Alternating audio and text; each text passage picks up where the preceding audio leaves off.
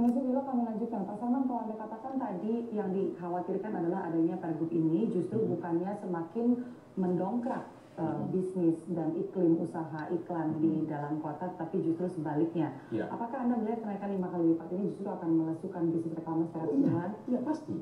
Karena gini, karena nantinya orang katakanlah teman-teman kita yang punya produk ini ditampilkan di media misalnya, media luar itu, kalau mereka itu melihat bahwa kenaikan itu sudah terlalu besar, mungkin mereka akan pindah ke media lain.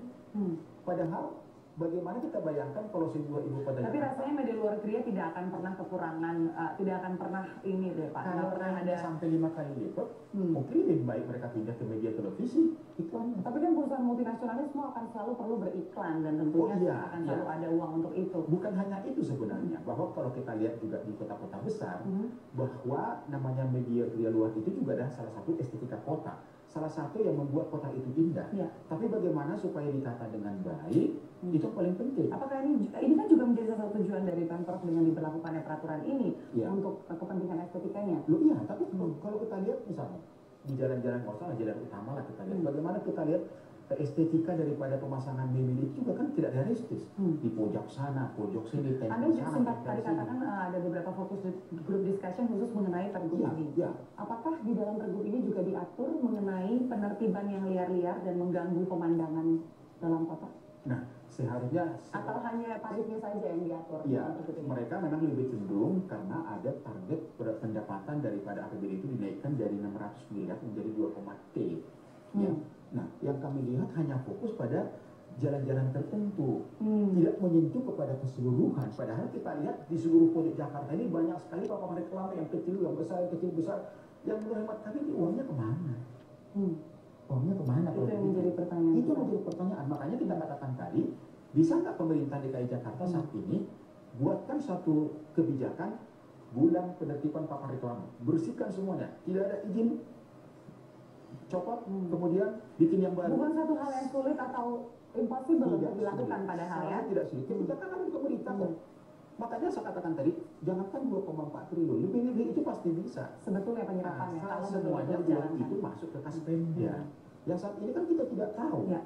Ada satu lagi yang diatur dalam pergub ini, produk-produk yang mungkin tidak sesuai untuk disebarluaskan lewat reklame. Ya, mungkin seperti katakanlah masalah rokok misalnya kan bisa aja dengan pasti mungkin itu ada pilihan-pilihan tertentu.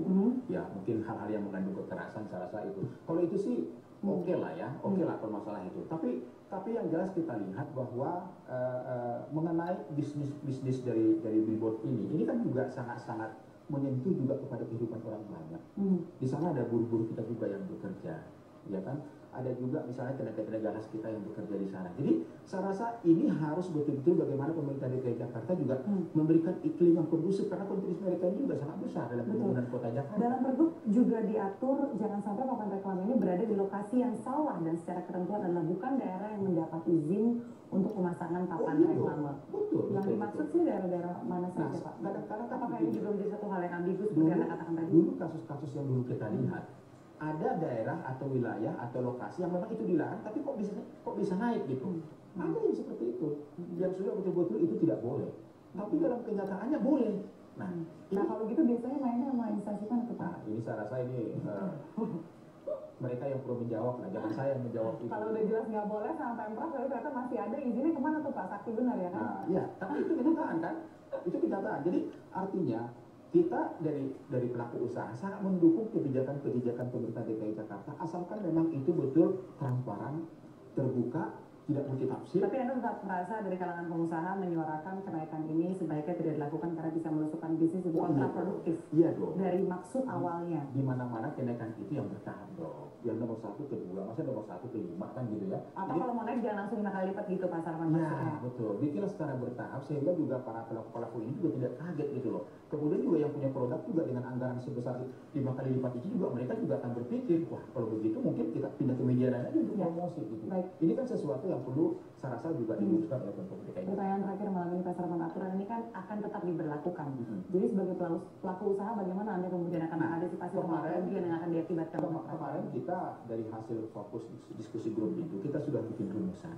Nah rumusan itu juga akan kita kirimkan kepada Pak Gubernur, Pak Wakil Gubernur dan instansi terkait. Mudah-mudahan dengan rekomendasi kita ini mereka bisa revisi kembali. Dan dalam rekomendasi ini ada kenaikan bertahap seperti yang Anda katakan tadi. Seperti itu. Tapi yang perlu kita harapkan juga adalah bagaimana juga ditertibkan semua. Tidak penertiban 1 bulan terkait reklame itu. Baik Pak Sarman, sukses usahanya, mudah-mudahan yang terbaik bisa dicapai dari peraturan ini. Terima kasih sudah berbagi informasi bersama Menjadi Sport malam ini.